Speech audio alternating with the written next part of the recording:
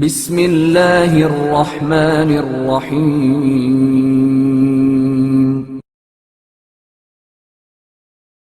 نیشاپور کے چشمے کی تعمیر نو۔ امام علی رضا علیہ السلام نیشاپور کے ایک محلہ غزنی میں پہنچے تو وہاں ایک حمام تھا اور پانی کا چشمہ بھی تھا، لیکن اس کا پانی بہت کم نکلتا تھا۔ تو امام علیہ السلام نے وہاں قیام کرنے اور اس کو دوبارہ کھودنے کا ارادہ کیا۔ تو کچھ لوگوں کو بلایا اور انہیں چشمہ کھودنے اور اس کی مرمت کرنے کا حکم دیا، جس کے نتیجے میں چشمے میں زیادہ پانی آنے لگا۔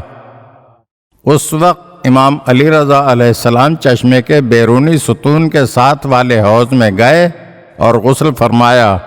اس کے بعد اسی حوض کے پیچھے نماز پڑھی۔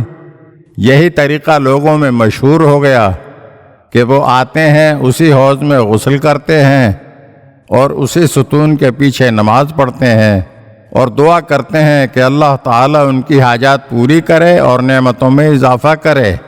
نیشاپور کے چشمے کے زائرین کے درمیان آج بھی یہی طریقہ امام علی رضا علیہ السلام کی سیرت کے طور پر رائج ہے۔